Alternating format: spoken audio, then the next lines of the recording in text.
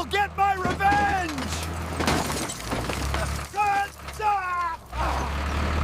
The truck's headlights cut through the darkness like accusations. I'd been running these midnight deliveries for St. Augustine's for 3 years, and something was wrong with tonight's load. The cargo manifest said 40 boxes of canned goods. I counted 62. Wade, you're overthinking it, I muttered, shifting the 18-wheeler into fourth gear. The highway stretched ahead, empty as my marriage had become. Caroline was probably asleep by now, dreaming of whatever kept her smiling these days. It sure as hell wasn't me. The radio crackled. Unit 7, this is base. Come in. I grabbed the CB. This is Wade. Go ahead. Change of plans. Take Route 19 instead of the interstate. Construction ahead. Construction at 2 in the morning? I'd driven this route 100 times. There was no construction scheduled. But I took the exit anyway because that's what good soldiers do. Follow orders. Don't ask questions. The boxes in the trailer shifted as I navigated the winding back road. Something metallic clinked inside them. Canned goods don't make that sound. 20 minutes later, I pulled into the church parking lot. Father Kellerman's black sedan was there, engine still warm. He emerged from the shadows like he'd been waiting. Right on time, Wade, he said, his voice carrying that smooth authority that made housewives swoon during Sunday service. How was the drive? Uneventful. I climbed down from the cab. Want to tell me why we're using back roads now? His smile never wavered. Safety first. These donations are precious cargo. Precious cargo. Right. I helped him and 2 other men I didn't recognize unload the boxes. They worked with the efficiency of people who'd done this before. The boxes went straight into the church basement, not the food pantry where they belonged. Same time next week? Kellerman asked. That's the schedule. He shook my hand, holding it a beat too long. Give my regards to Caroline. She's been such a blessing to our congregation. The way he said her name made my skin crawl, like he was tasting something sweet. I drove home through the pre-dawn darkness, questions multiplying in my head like cancer cells. When I pulled into our driveway, Caroline's car was there, but the engine was still ticking. She'd been out. At 2:30 in the morning, I sat in the truck for a long moment, staring at our house. The porch light was on, casting long shadows across the lawn. Everything looked normal, peaceful even. But normal was just another word for lie. Inside, Caroline was in bed, breathing the deep, steady rhythm of someone who'd been asleep for hours. Her hair was perfect against the pillow. Too perfect. Like she'd arranged it. I stood in the doorway watching her, and for the first time in 20 years of marriage, I felt like I was looking at a stranger. The next morning, Caroline hummed while making coffee. She only hummed when she was happy, and I couldn't remember the last time I'd given her a reason to be happy. Sleep well? She asked, not looking up from the newspaper. Like a baby. I sat down across from her. What time did you get in last night? Her hand paused over her coffee cup for just a fraction of a second. Get in? I was here all evening. Watched that cooking show you hate. Must have been a good episode. You were still laughing in your sleep. She looked at me then, and I saw something flicker behind her eyes. Fear, guilt? I don't remember dreaming. After she left for her book club, I went to work on her laptop. Caroline thought she was tech-savvy, but military intelligence training dies hard. It took me 20 minutes to bypass her password and install a keylogger. The deleted messages folder was a gold mine. D. Can't wait to see you tonight. Usual place. Caroline. Wade's working late again. Perfect timing. D. Soon we won't have to hide anymore. Caroline. Promise me it'll be worth it. D. Trust me, I've never let you down. D. Darius. Had to be. I printed everything and stored the originals on a flash drive. Then I drove to Radio Shack and bought the smallest surveillance camera they had. Military surplus stores were better for this kind of thing, but I couldn't risk someone remembering my face. St. Augustine's was empty except for Mrs. Henderson arranging flowers. I nodded politely and headed for the confessional. The old wooden booth creaked as I knelt inside, but the sound was covered by Henderson's off-key humming. Installing the camera took 30 seconds. I positioned it behind the carved cross, angled to capture both sides of the booth. If Kellerman was using this place for private meetings, I'd know about it. That evening, Caroline dressed for dinner with unusual care. She changed outfits 3 times before settling on a blue dress that hugged her curves. The same dress she'd worn on our anniversary 5 years ago. You look beautiful, I said, meaning it. Even betrayal couldn't change the fact that my wife was stunning. Thank you. She kissed my cheek, her lips cool against my skin. Don't wait up. The girls want to try that new wine bar. Which girls? Susan and Janet. You know how they get when they start gossiping. I knew Susan and Janet. I also knew they were both out of town visiting family. Caroline had forgotten her own lies. After she left, I sat in my study staring at the printed messages. 23 years of marriage, and it came down to deleted text messages and surveillance cameras. Part of me wanted to confront her, demand the truth, fight for what we'd built together, but a bigger part of me wanted to watch her burn.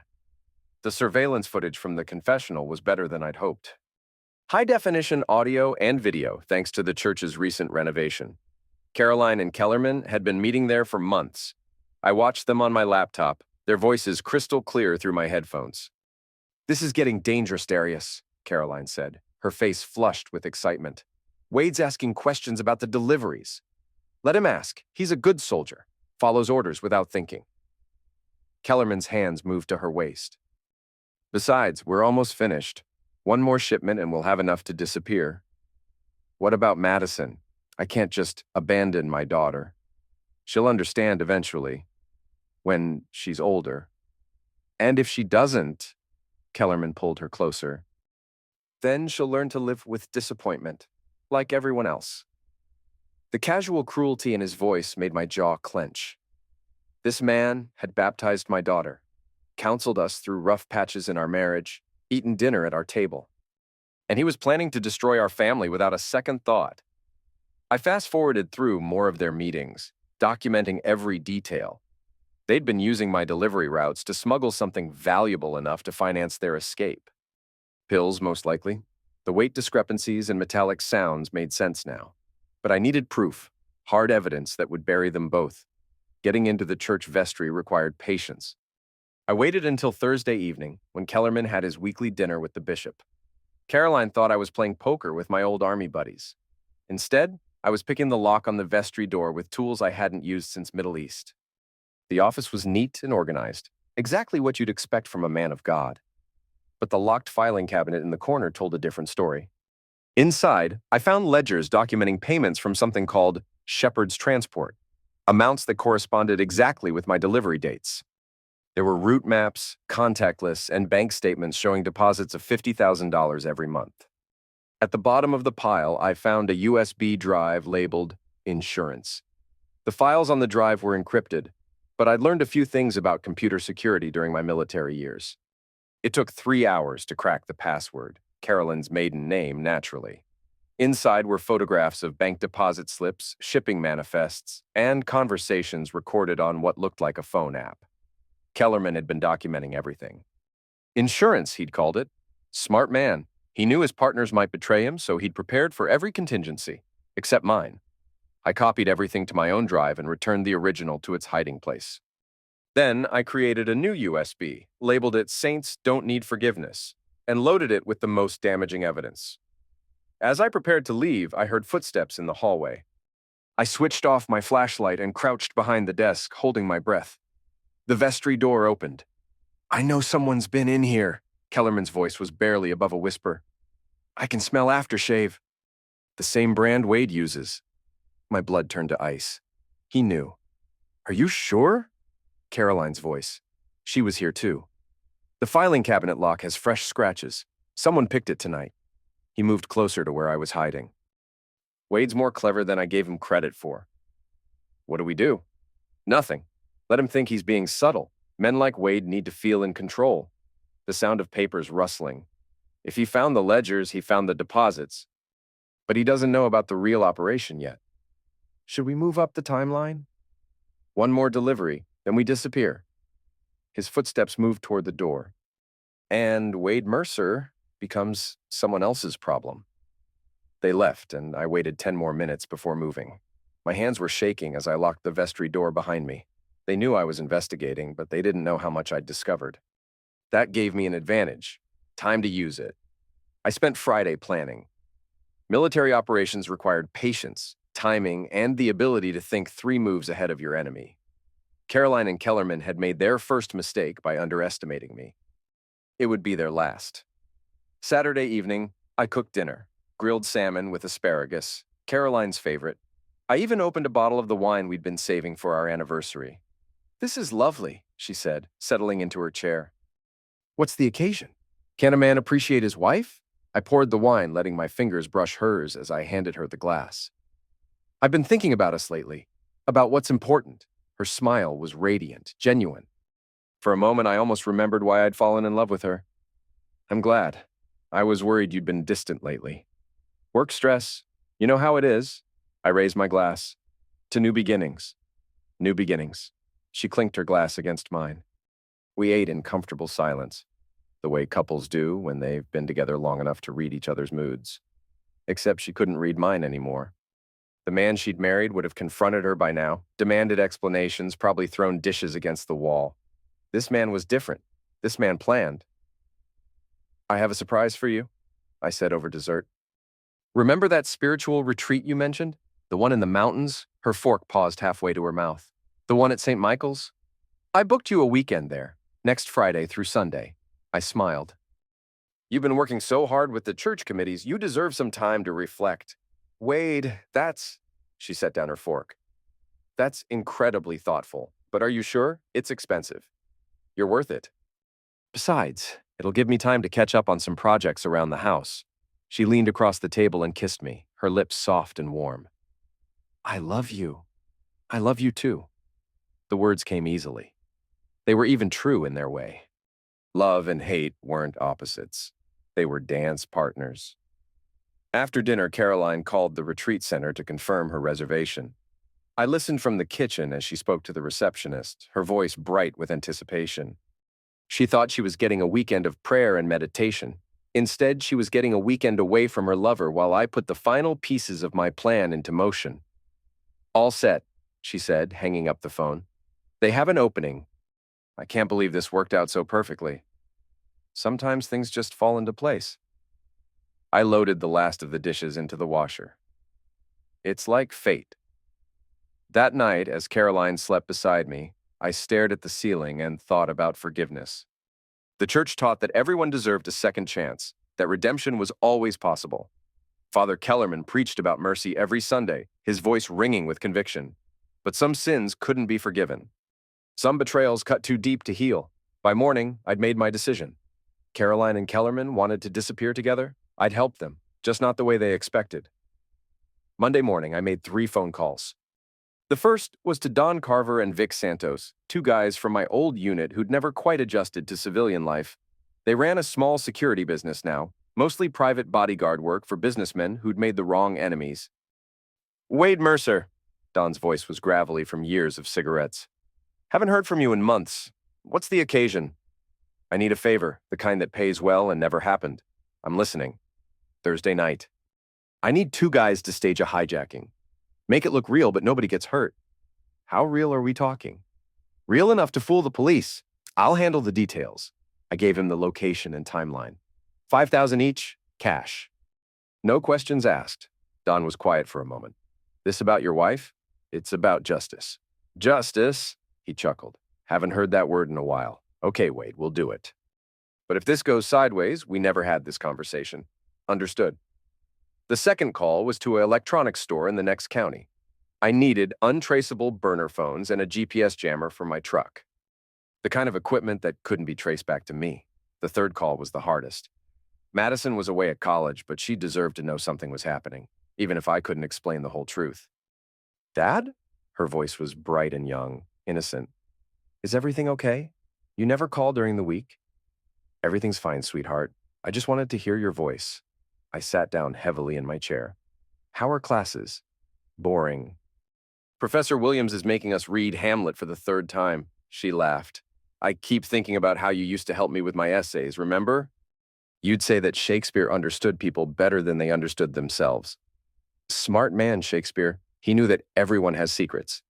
"Dad, you sound weird. Are you sure everything's okay?" "Just tired." "Listen, Madison, I want you to know that whatever happens, your mother and I love you very much. We might not always make the right choices, but we always wanted what was best for you."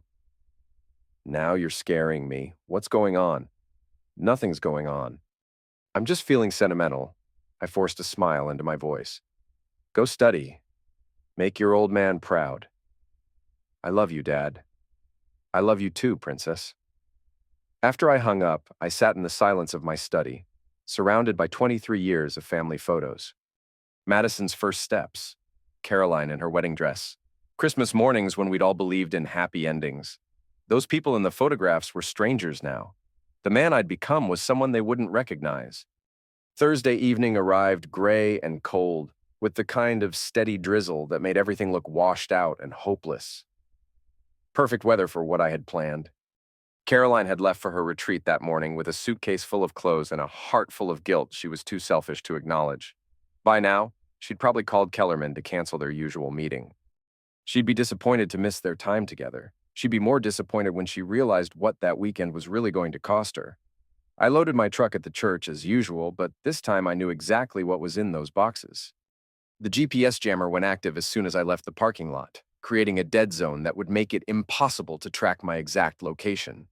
Don and Vic were waiting at the arranged spot, a stretch of highway surrounded by dense woods. They'd done good work: ski masks, dark clothes, a realistic-looking pistol that fired blanks. Even I might have believed it was real if I hadn't planned it myself. You sure about this, Wade? Vic asked through his mask. Once we start, there's no going back. I'm sure. I handed him the script we'd rehearsed. Remember, it has to look authentic. The police will investigate every detail. What about the cargo? Leave it. That's not what this is about. They nodded and took their positions. I climbed back into the truck and continued down the highway, my heart pounding with anticipation. In 30 minutes, everything would change. Caroline thought she was building a new life with Kellerman. Instead, she was about to discover that some bridges, once burned, could never be rebuilt. The trap was set. All that remained was to spring it. The abandoned slaughterhouse sat on 40 acres of scrub land I'd bought 3 years ago as an investment. Caroline thought it was a waste of money. She was about to learn just how wrong she'd been. Don and Vic had done their job perfectly. The staged hijacking looked real enough to fool a forensics team. Bullet holes in the trailer, skid marks on the asphalt. My truck found empty 2 miles down the road. The police report would show that Wade Mercer had been the sufferer of a professional heist. Caroline and Kellerman were tied to chairs in the main slaughter room, their mouths covered with duct tape. The building still smelled of old blood and fear, despite being abandoned for decades. Some stains never completely wash away. Caroline's eyes were wide with terror when I removed her gag. Kellerman just looked angry. Wade? Caroline's voice cracked. Oh God, Wade, what's happening? Are you hurt? I'm fine. I pulled up a third chair and sat down facing them. Better than fine, actually. For the first time in months, I feel like myself again. Those men, she said, they took you too. How did you escape? I didn't escape. I hired them. The color drained from her face. Understanding dawned slowly, like sunrise over a graveyard. You're confused, Kellerman said, finding his voice. This is some kind of breakdown. PTSD from your military service. We can get you help. Help? I laughed. That's rich, coming from you. Tell me, Father, do you counsel all your parishioners by shrewiing their wives? Caroline gasped. Wade, please. Please what? Please pretend I don't know. Please keep living the lie? I reached into my jacket and pulled out printed copies of their text messages. I've read every message, Carolyn. Watched every secret meeting. I know about the smuggling operation, the money, your plans to disappear together. Kellerman's composure cracked. You don't understand the full situation. Enlighten me. The money isn't for us. It's for the church. We've been raising funds to... Stop. I held up my hand. Don't insult my intelligence with fairy tales. I've seen the bank records. $50,000 a month flowing into personal accounts. That's not church business. I stood up and walked over to a rusty meat hook hanging from the ceiling. The metal squeaked as I spun it slowly. You want to know what's funny? I might have forgiven the affair. People make mistakes. Hearts change. But you were planning to take my daughter's college fund. Her future. That's unforgivable. Madison will understand, Caroline said desperately. When she's older, she'll see that we did what we had to do. Listen to yourself. You're talking about abandoning your own child for money and a man who doesn't actually love you. He does love me? The words exploded out of her. Darius loves me in ways you never could. I looked at Kellerman. Is that true, Father? Do you love my wife? His silence was answer enough. I walked back to my bag and removed a hunting knife, its blade gleaming in the dim light. Caroline started hyperventilating. Wade, please. We can work this out. I'll end it with Darius. We can go to counseling. We can fix this. Some things can't be fixed. I cut the ropes, binding her hands, and placed the knife on the floor between her and Kellerman. But maybe you can prove where your loyalty really lies. What do you mean? One of you is leaving this building alive. You decide which one. Caroline stared at the knife like it was a venomous snake. I can't. I won't hurt anyone. Then you'll both die here. I moved toward the door. Your choice. Make it count. Before I could reach the exit, Kellerman lurched to his feet, his chair still tied to his back. He swung around, catching me in the shoulder with the wooden frame. Pain shot through my arm as I stumbled backward. Run, Caroline! He shouted, struggling with his bonds. Get out of here! But Caroline didn't run. She grabbed the knife and looked back and forth between us, her face twisted with anguish. I'm sorry, she whispered. I'm so sorry. I thought she was talking to me. I was wrong. She drove the blade into Kellerman's chest with both hands, the steel disappearing up to the hilt. His eyes went wide with shock and betrayal before he collapsed to the concrete floor. Oh, God. Caroline dropped to her knees beside him, crimson red spreading across her dress. Oh, God, what have I done? I stared at my wife, this woman I'd shared a bed with for over 2 decades, watching her cradle the body of her lover. She'd chosen me, chosen our family. But the victory felt hollow and strange. Why? I asked. She looked up at me with tears streaming down her face. Because Madison needs her mother. Even if I don't deserve to be one. The sound of sirens echoed in the distance, growing louder by the second. Someone had called the police, probably one of the neighbors who'd heard Kellerman screaming. Caroline. I knelt down beside her. Listen to me very carefully. When the police get here, this is what happened. The police arrived 12 minutes later, their flashlights cutting through the darkness like searchlights. Caroline played her part, perfectly traumatized wife, reluctant hero, sufferer of circumstances beyond her control. They took us from the church parking lot, she told Detective Medina between sobs. 2 men with tools. They brought us here and they were going to eliminate us. But Father Kellerman fought back. Medina was a weathered cop in his 50s, the kind who'd seen enough human misery to recognize genuine trauma. He tried to protect me. When one of them untied my hands, Darius grabbed a knife and... It happened so fast, she shuddered convincingly. The man shot him, then ran when they heard the sirens. I sat wrapped in a blanket, playing the role of confused sufferer. I don't remember much after they hit me. Where's my truck? We found it abandoned on Highway 19. Looks like a professional hijacking. Medina studied my face. You're lucky to be alive, Mr. Mercer. Both of you. Father Kellerman saved us, Caroline said, fresh tears flowing. He died protecting us. The story held up under scrutiny. The physical evidence supported our version of events. Signs of struggle, Caroline's fingerprints on the knife, bang residue from the blanks Don and Vic had fired. Most importantly, we were both sufferers in the eyes of the law. They kept us at the hospital overnight for observation. Caroline slept fitfully in the bed next to mine, occasionally crying out in her dreams. I watched her sleep and wondered if she was dreaming about Kellerman or about the money they'd planned to steal. The next morning, Detective Medina returned with more questions. The church book shows some irregularities, he said, settling into the visitor's chair. Large donations that can't be traced to any parishioners. Do either of you know anything about that? Caroline and I exchanged glances. Father Kellerman mentioned some anonymous benefactors, I said carefully, wealthy donors who preferred to remain private. Did he ever ask you to handle any deliveries for these donors? Just food pantry supplies. Church charity work? I shrugged. Nothing unusual. Medina nodded, but I could see the skepticism in his eyes. He knew something wasn't right, but he couldn't prove it. Dead priests and traumatized parishioners made for complicated investigations.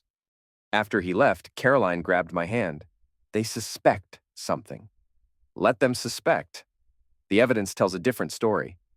What about the money? The accounts? What money?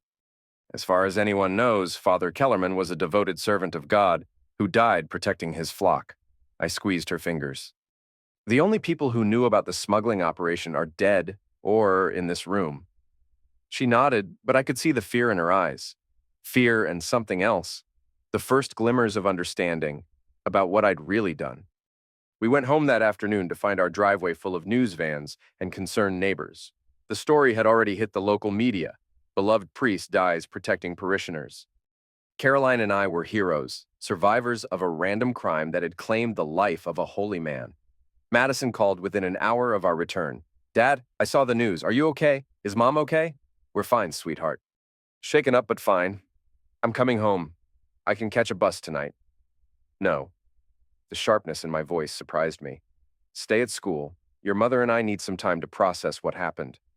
"But, Madison," I softened my tone, "we'll be okay." "Focus on your studies." That's what Father Kellerman would have wanted. After I hung up, Caroline stared at me. "She's our daughter. She should be here. She should be in college, living her life, not dealing with this mess." I met her gaze. "The mess you created." The words hit her like a physical blow. She sank into the couch, suddenly looking older than her 38 years. "I know what you did," she whispered. "The hijacking, the barn, all of it. You planned everything." "Did I?" "The police seem to think we were random sufferers. Darius is dead because of you. Darius is dead because you put a knife in his chest." I sat down across from her.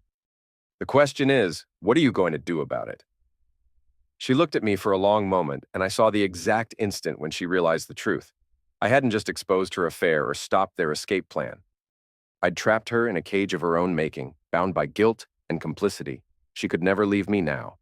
She could never tell the truth. She was mine forever, whether she wanted to be or not. "I hate you," she said quietly. "I know." I picked up the remote and turned on the evening news. Our story was the lead item. But you'll learn to live with it, just like I'd learned to live with her betrayal. The funeral was held on a gray Tuesday morning, with half the town in attendance. Father Kellerman had been beloved by his congregation, a pillar of the community who'd counseled troubled marriages and baptized countless children. The man they buried bore no resemblance to the criminal I'd known. Bishop Martinez delivered the eulogy, his voice trembling with genuine grief. Darius Kellerman was a true shepherd, willing to lay down his life for his flock. His sacrifice reminds us that love conquers fear, that faith can triumph over evil. Caroline wept openly in the front pew, playing the role of devoted parishioner mourning her spiritual father. I held her hand and nodded solemnly at the appropriate moments. We were the picture of a loving couple united in tragedy, but I noticed Detective Medina watching us from the back of the church, his weathered face thoughtful. He'd been digging deeper into Kellerman's affairs, and smart cops eventually found what they were looking for. After the service, we were approached by a young man I didn't recognize. He was tall and lean, with Kellerman's dark eyes and sharp cheekbones. "Mrs. Mercer?" His voice was uncertain. "I'm Lucas Kellerman. Darius was my uncle." Caroline's face went white. "Lucas, I'm so sorry for your loss." "Thank you." He glanced around nervously. "Could I talk to you privately? There are some things about Uncle Darius that, well, that don't make sense." I stepped forward. "I'm Wade Mercer. If you have questions about what happened, I'd be happy to—" "No." Lucas's interruption was sharp. "I need to talk to Mrs. Mercer, alone." Caroline looked at me helplessly. "Wade, maybe you should—" "Stay." Lucas's voice was firm. "Mister, Mercer can hear this too. It concerns both of you." We found a quiet corner of the fellowship hall, away from the other mourners. Lucas pulled out a cell phone and showed us a text message. "This came from Uncle Darius's phone 2 hours before he died. Emergency. Meet at the old Wilson place. Come alone." He looked at Caroline. "You were supposed to meet him, weren't you?" "I don't know what you mean," Caroline said, but her voice shook. "I found other messages on his phone. Months of them. Plans to leave town, bank account numbers, route schedules." Lucas's eyes hardened. "He wasn't the man everyone thought he was."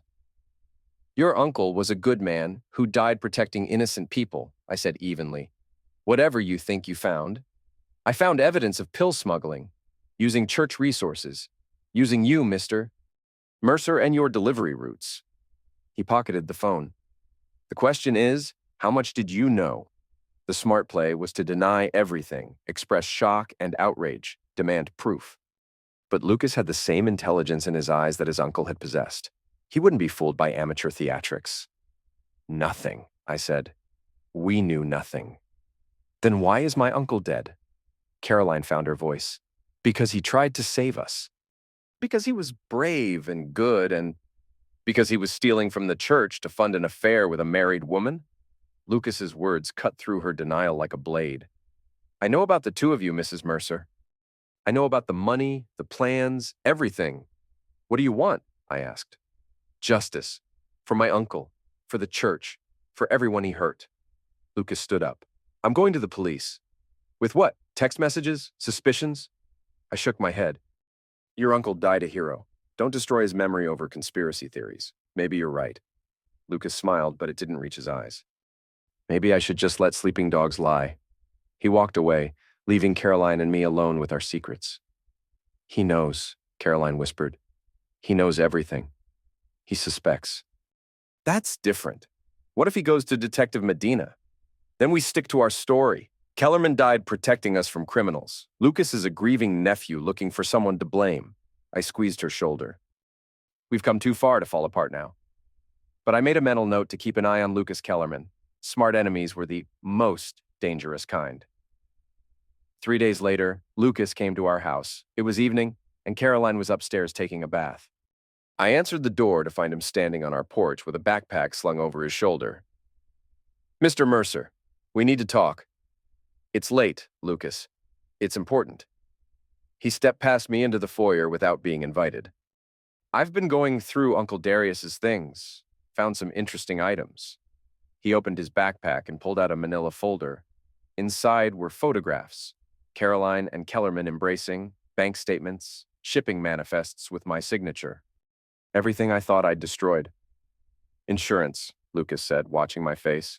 Uncle Darius kept backups of everything, just in case his partners tried to betray him. I don't know what you think this proves. It proves you were in on it from the beginning. The smuggling, the money laundering, all of it. He smiled coldly. Which means your story about being sufferers is complete BS. I closed the front door and turned the deadbolt. What do you want? The truth about what really happened that night. The truth? I laughed. The truth is that your uncle was a criminal who seduced my wife and tried to steal money from people who trusted him. The truth is that he got exactly what he deserved. And my Aunt Caroline? What did she deserve? The question hung in the air between us like a loaded tool. Caroline appeared at the top of the stairs, her hair damp from the bath, wearing a terry cloth robe. Wade? Who's at the door? Lucas Kellerman, I called up to her. He has some questions about his uncle. She started down the stairs, her bare feet silent on the carpet. Lucas, what are you doing here? Getting answers. He held up the photographs. Starting with these? Caroline saw the images and stopped halfway down the stairs, her face going pale. Where did you get those? Uncle Darius kept everything. Every meeting, every payment, every lie. Lucas spread the photos across our coffee table like he was dealing cards. He didn't trust either of you. Smart man. I moved closer to him, noting the way he favored his left side. You're upset, grieving. This isn't the time for wild accusations. Wild accusations? He pulled out a digital recorder. How about Uncle Darius's own words? The device crackled to life, and Kellerman's voice filled our living room. Caroline thinks Wade is just a useful idiot, but I'm not so sure. Military men are dangerous when they feel betrayed. If something happens to me, look at Wade Mercer first.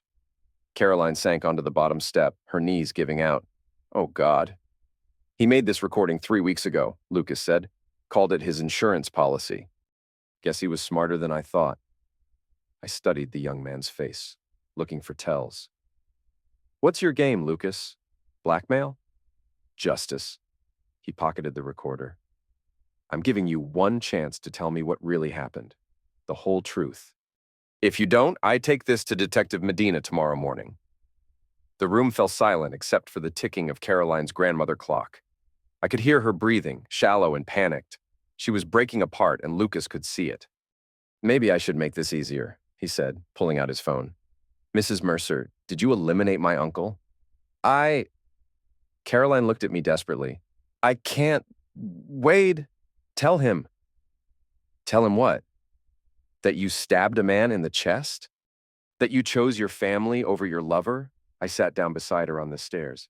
Tell him the truth, Caroline. You owe him that much. She started crying again, deep sobs that shook her whole body. I didn't want to. Wade made me choose. He said one of us had to die, and I couldn't leave Madison. Lucas stared at her in shock. You actually eliminated him. It was self-defense, I said calmly. Your uncle attacked me when I discovered their affair. Caroline saved my life. Bees. Lucas stood up, his hands clenched into fists. You orchestrated the whole thing. The fake hijacking, the abandoned building, everything. Prove it. I will. He started gathering the photographs. Detective Medina is going to love this. That's when Caroline surprised us both. She lunged forward and grabbed the digital recorder, smashing it against the hardwood floor. The plastic casing cracked, and the internal components scattered. No more, she said, her voice stronger than I'd heard it in months. I won't let you destroy what's left of our family. Lucas dove for the broken pieces, but I was faster. Military training dies hard. I caught him by the wrist and twisted, sending him sprawling across the coffee table. Careful, son. You're in my house now. He rolled to his feet, warm liquid running from a cut on his forehead. You can't stop this. I have copies of everything. Do you? I smiled. Or did you put all your eggs in one basket, just like your uncle? The uncertainty in his eyes told me I was right. Lucas was young, impulsive, driven by grief and righteous anger. He'd brought his only evidence to confront us directly instead of securing it first. Mistake. Get out, Caroline said, standing up. Get out of our house. This isn't over. Yes, it is. I opened the front door. Your uncle was a criminal who died in the commission of a crime. That's the official record, and that's how it's going to stay. Lucas walked toward the door, then stopped. You think you've won, but you haven't. People will figure out the truth eventually. They always do. Maybe, but not today. After he left, Caroline and I stood in our foyer, surrounded by scattered photographs and broken plastic. Evidence of our crimes littered the floor like autumn leaves. Is it over? She asked. No, Lucas will keep digging, keep asking questions. He's his uncle's nephew. I started collecting the photos. But we bought ourselves some time. What do we do with these? Burn them, along with everything else Kellerman left behind. I looked at my wife, this woman who'd eliminated for our family's survival. We bury the past, Caroline. All of it. She nodded, but I could see the fear still lurking in her eyes. Fear of discovery, of consequences, of the man her husband had become. Good. Fear would keep her honest. Madison came home for Thanksgiving break, 3 weeks after Lucas Kellerman's visit. She looked older somehow, as if college had aged her beyond her 17 years. She hugged me tight at the airport, and for a moment, I felt like the father I used to be. You look tired, Dad, she said as we drove home. Are you sleeping okay? Bad dreams sometimes. It's normal after trauma. Have you thought about counseling? They have support groups for crime sufferers. Crime sufferers. If she only knew. Your mother and I are handling it in our own way. The house felt different with Madison in it, warmer, more alive. She filled the kitchen with laughter while helping Caroline cook, told stories about her professors and new friends, made everything seem normal again. But normal was an illusion we could only maintain for so long. On Friday evening, while Caroline was at the grocery store, Madison found me in my study going through insurance paperwork. She knocked on the doorframe, then came in without waiting for permission. Can we talk, Dad? Of course, Princess. What's on your mind? She closed the door behind her and sat down across from my desk. I've been thinking about what happened, about Father Kellerman and the men who took you. Madison, let me finish. She leaned forward, her eyes serious. Something doesn't add up. I've read every news article, watched every interview. Your story never changes, not even small details. It's too perfect. My blood turned cold. What are you saying? I'm saying that most trauma sufferers have inconsistent memories. They get confused about timelines, mix up details. But you and Mom tell exactly the same story every time, like you rehearsed it. She was too smart for her own good, just like her old man. People process trauma differently, I said carefully. Some forget, some remember everything with perfect clarity. Maybe. She picked up a paperweight from my desk, turning it over in her hands. Or maybe there's more to the story than you're telling me. I studied my daughter's face, looking for signs of suspicion or fear.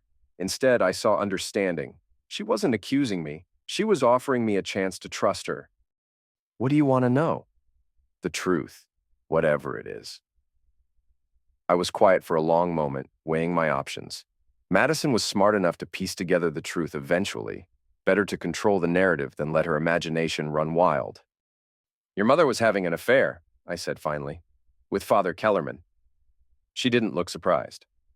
I figured that part out. Mom's been different since he died. Guilty in a way that goes beyond losing a friend. It wasn't just an affair.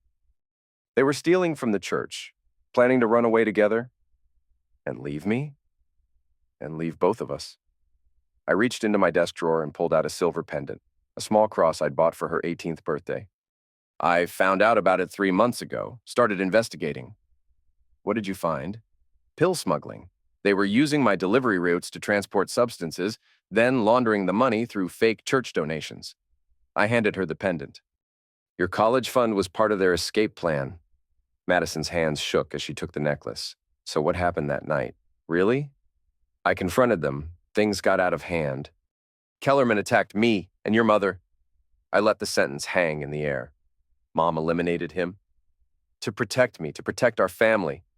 She was quiet for a long time, processing everything I'd told her. When she finally spoke, her voice was steady. The hijacking was fake. Yes.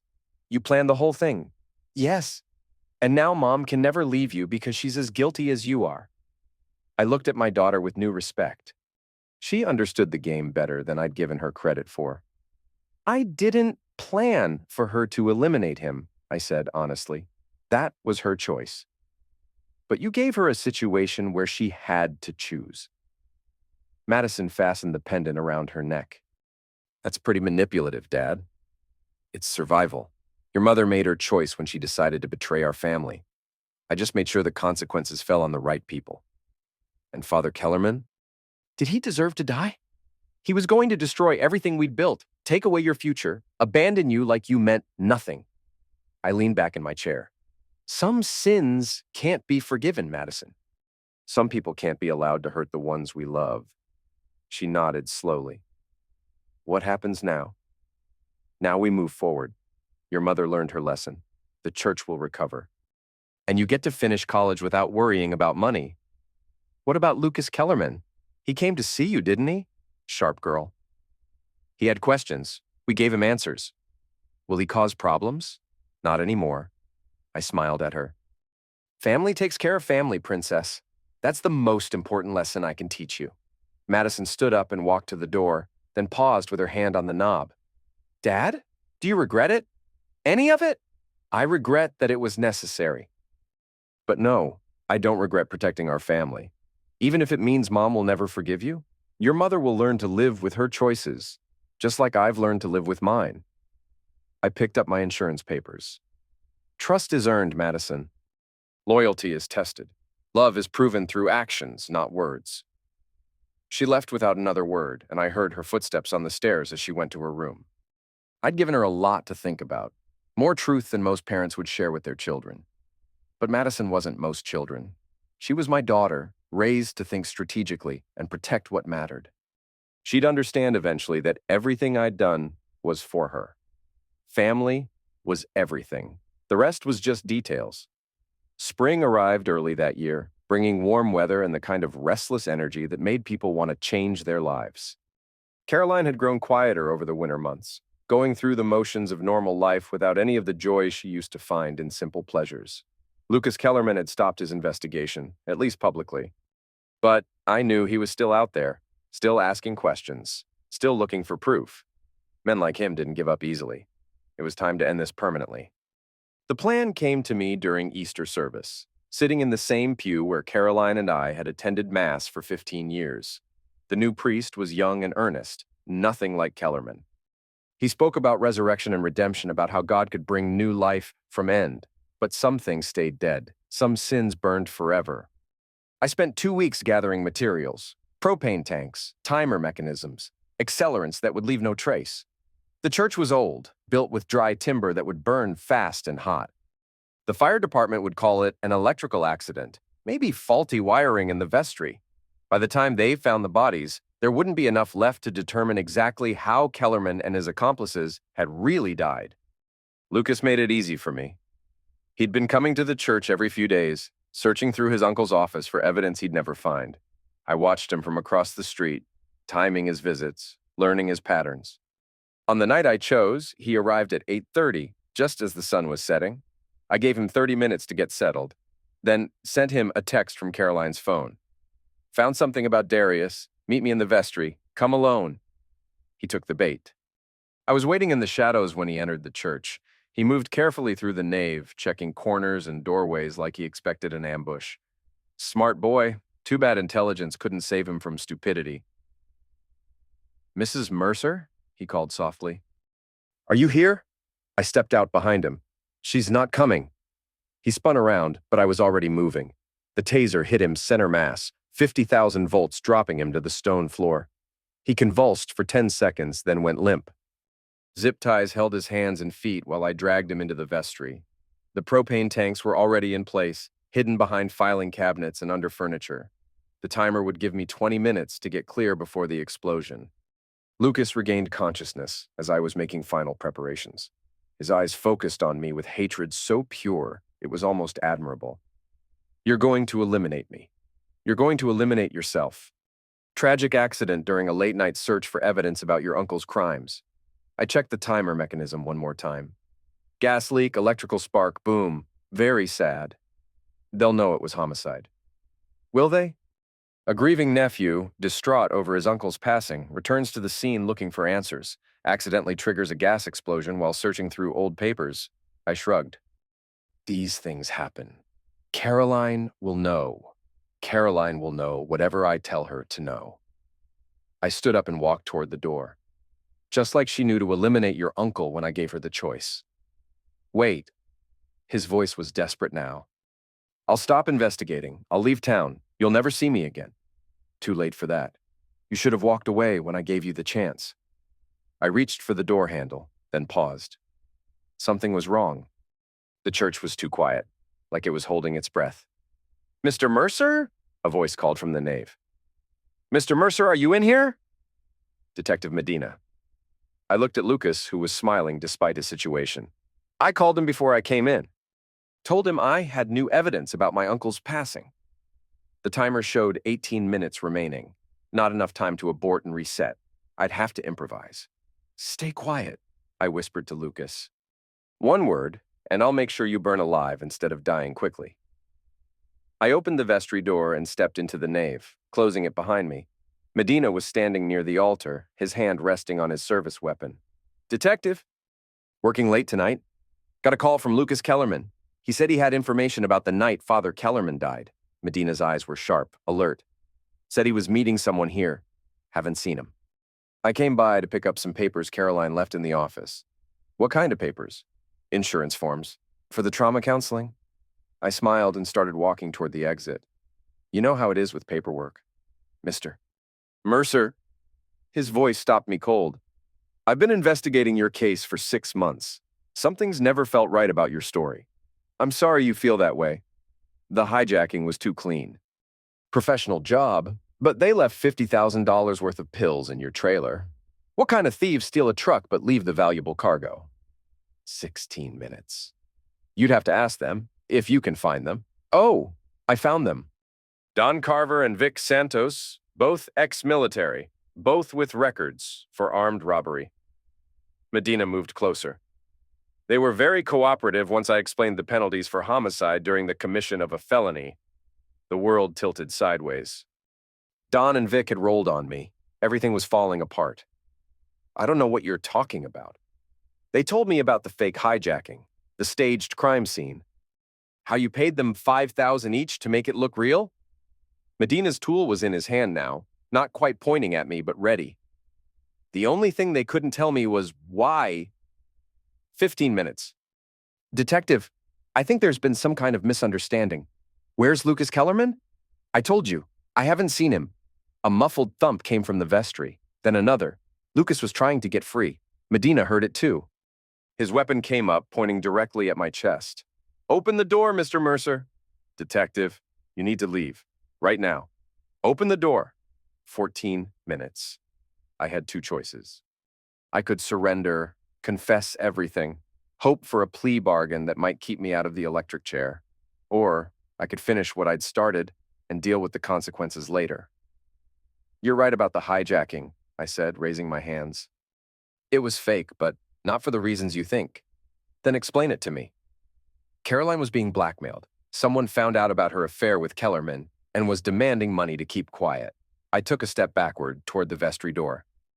I staged the hijacking to make it look like we were sufferers, not criminals. Who was blackmailing her? Another step backward. I never found out. They communicated through anonymous letters, untraceable phone calls. Medina wasn't buying it, but he was listening. Cops loved stories, even bad ones. The night Kellerman died, he called us to the abandoned building. Said he knew who the blackmailer was, that we could end it permanently. One more step. But it was a trap. The blackmailer was waiting for us. And this mysterious blackmailer just happened to get eliminated in the struggle? Self-defense. Caroline grabbed the knife to protect herself. Bees! Medina's finger moved to the trigger. You eliminated Kellerman because you found out about the affair. Everything else is just cover-up. 12 minutes. I lunged for the vestry door, yanking it open. Lucas was on the floor, crimson red, running from his nose where he'd been trying to break free. The propane tanks were clearly visible, connected to timer mechanisms that any cop would recognize as a bomb. Jesus Christ, Medina breathed. I grabbed Lucas by the throat and hauled him to his feet, using him as a human shield. Put the tool down, Detective. Mr. Mercer, this has gone far enough. Let the boy go. I can't do that. The timer showed 11 minutes. You need to leave, both of you. Right now. I'm not leaving without Lucas. Then you're both going to die here. That's when Caroline appeared in the church doorway, her face pale with horror. Wade, what's happening? Caroline, get out of here! But she didn't run. She walked down the aisle toward us, her hands raised peacefully. Detective Medina, please put your tool away. We can work this out. Your husband is about to commit mass homicide, Mrs. Mercer. No, he's not. She looked at me with something that might have been love or might have been pity. Wade, this isn't who you are. This isn't who we raised Madison to become. 10 minutes. Madison doesn't have to know. None of this has to touch her. It already has. Do you think she'll be able to live with herself, knowing what we did? What you're about to do?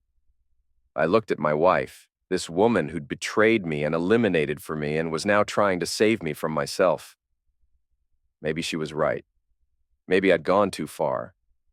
Or maybe she was just another enemy who needed to be eliminated. Caroline, I said quietly, run. Instead, she stepped between me and Detective Medina's tool. I eliminated Father Kellerman. Wade had nothing to do with it. Caroline, don't. I eliminated him because I found out about the money he was stealing. The pills he was smuggling. Her voice was clear and strong. Wade was trying to protect me by covering it up. Medina kept his weapon trained on me. Ma'am, step away from your husband. I won't let you destroy what's left of our family. She turned to look at me. Turn off the timer, Wade. Let Lucas go. End this. 9 minutes. I can't. It's gone too far. Then I'm staying. She sat down on one of the pews, folding her hands in her lap. If you're determined to burn everything down, I'll burn with you. The church fell silent except for the ticking of the timer and Lucas's labored breathing. Caroline sat calmly in the pew, looking more peaceful than she had in months. Medina held his position, trapped between duty and the certainty that we were all about to die. 8 minutes. Please, Lucas gasped. Just let me go. I won't say anything. I'll disappear. I looked down at him, this young man who'd tried to expose the truth about his uncle's passing. He reminded me of Madison. Intelligent, passionate, unwilling to accept easy lies. But the truth was poison. It would destroy everyone it touched. 7 minutes. I'm sorry, I told him, but some secrets have to stay buried. That's when the explosion came early. The blast threw us all to the ground, chunks of stone and burning wood raining down from the ceiling. The timer had malfunctioned, or maybe one of the propane tanks had been damaged during our struggle. Either way, the church was burning, and we were trapped inside. Medina's tool had been knocked from his hands by the explosion. He was unconscious, crimson red trickling from a head wound. Lucas was pinned under a fallen beam, his legs twisted at an unnatural angle. Caroline was gone. I found her 20 feet away, crushed beneath a section of the collapsed roof.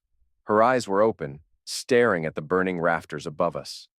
Crimson red pooled beneath her head. Caroline. I knelt beside her, checking for a pulse. Nothing.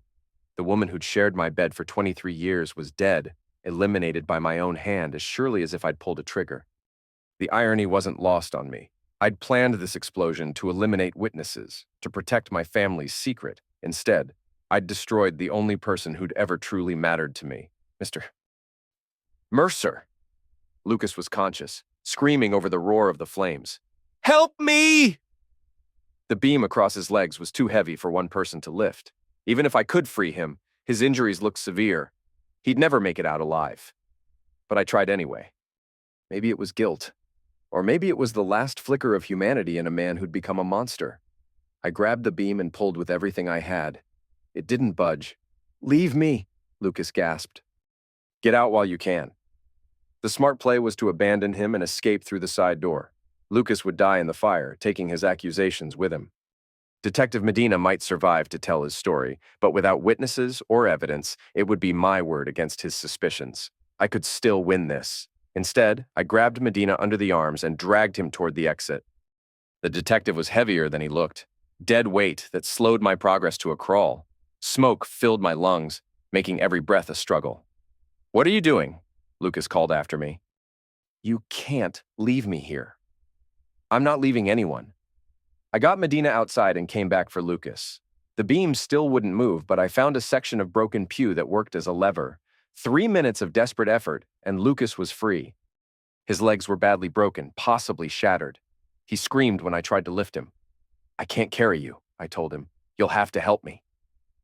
Together, we made it to the door just as the roof began to collapse.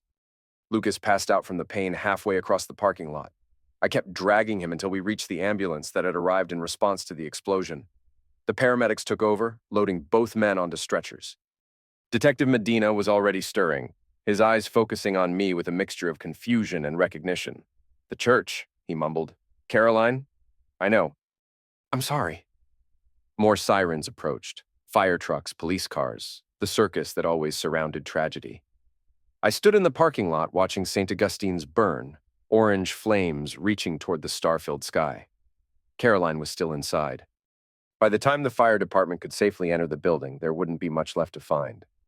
The woman who'd eliminated her lover to save her family would be remembered as another sufferer of the explosion that claimed Father Kellerman's church. Mr. Mercer, a young paramedic, approached me. Are you injured? Do you need medical attention? I'm fine. But I wasn't fine. I'd lost everything. My wife, my cover story, my freedom. Detective Medina would recover and resume his investigation. Lucas would survive to testify against me. The truth would come out, piece by piece, until everyone knew what Wade Mercer had really done.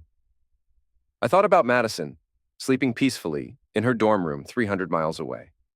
In a few hours, she'd get a phone call telling her that her mother was dead, that her father was a butcher. The life I'd tried to protect for her was gone. Sir? The paramedic was still waiting. Are you sure you're okay? No, I said, watching the flames consume everything I'd built and defended and destroyed. I don't think I'll ever be okay again. The trial lasted 3 weeks. Detective Medina testified about the fake hijacking, the staged crime scene, the conversation he'd overheard in the burning church. Lucas Kellerman, speaking from a wheelchair, told the jury about his uncle's relationship with Caroline and the evidence he'd found. Don Carver and Vic Santos had already pleaded guilty to conspiracy charges in exchange for their testimony. They described how I'd hired them to stage the truck hijacking, how I'd paid them to make it look real. The physical evidence was overwhelming, bank records showing the payments to Don and Vic. Cell phone data placing me at the church on the night it burned. Forensic analysis of the explosion that revealed multiple ignition points in timer devices. My lawyer, a tired-looking public defender named Harrison, did his best with an impossible case. He argued that I'd been driven to temporary insanity by my wife's betrayal, that the explosion was an accident caused by a gas leak.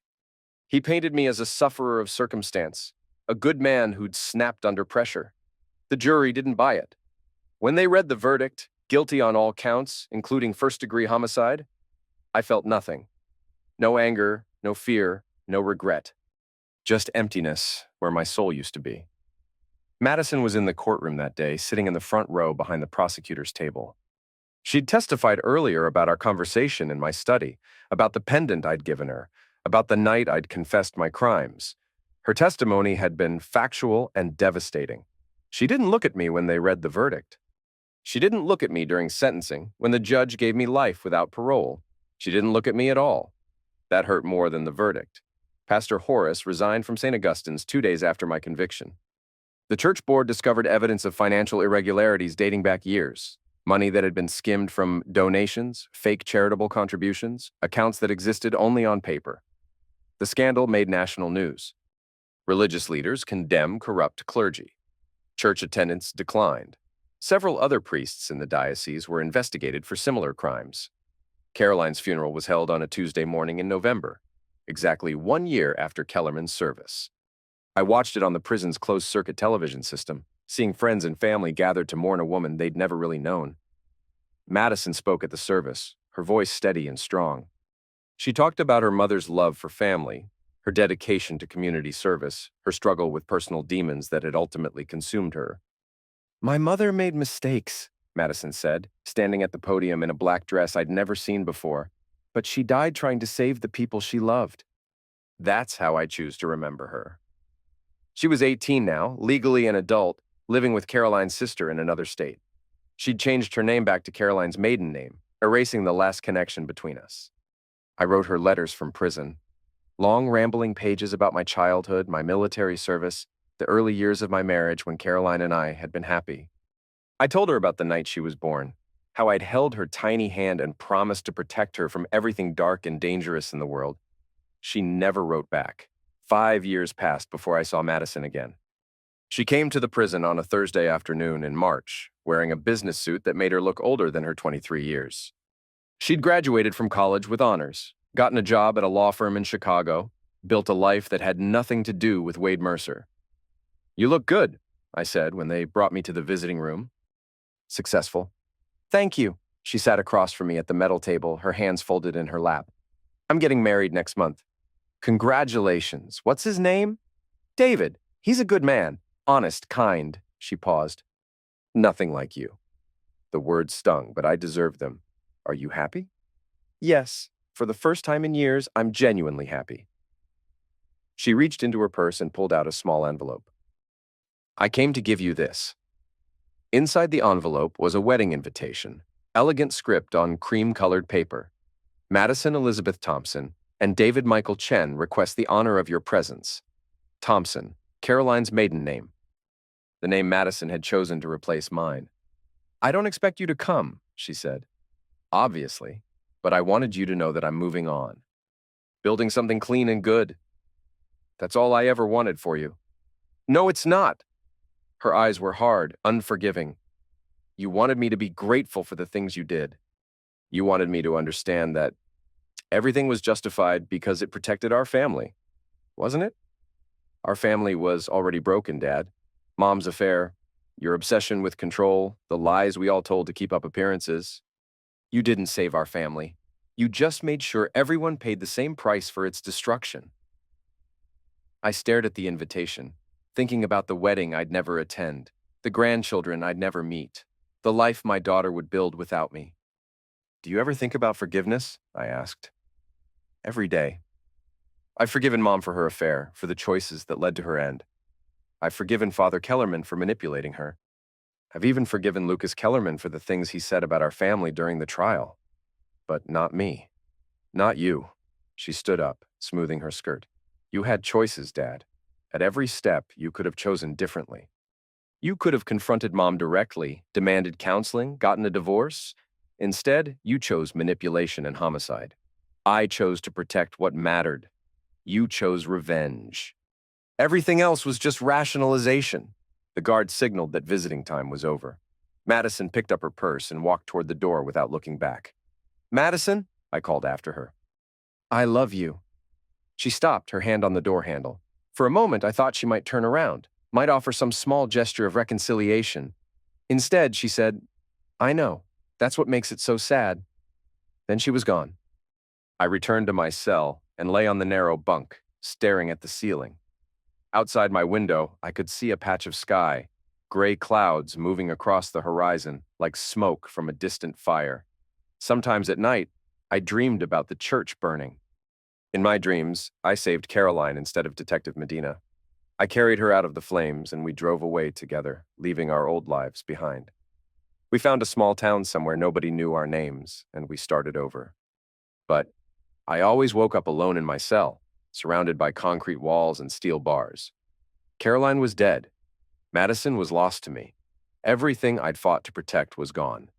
The irony was perfect. I'd set out to bury the saints Caroline and Kellerman, the sinners who'd betrayed everything sacred. Instead, I'd buried myself. Wade Mercer, the man who'd loved his family more than his own soul, was as dead as the people in St. Augustine's cemetery. What remained was just a ghost haunting a 6x8 cell, replaying the same mistakes over and over in an endless loop of memory and regret.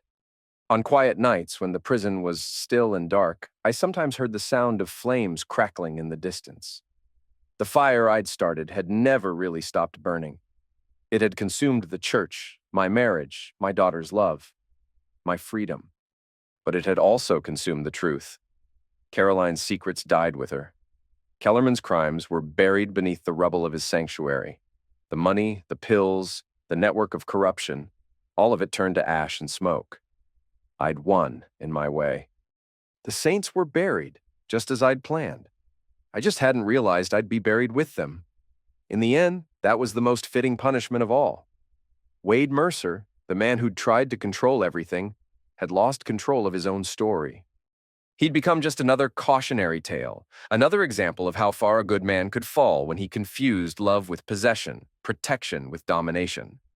The fire had burned everything away except the truth. Some sins can't be forgiven, some damage can't be undone, and some graves hold more than just bones. They hold the dreams of the people who dug them.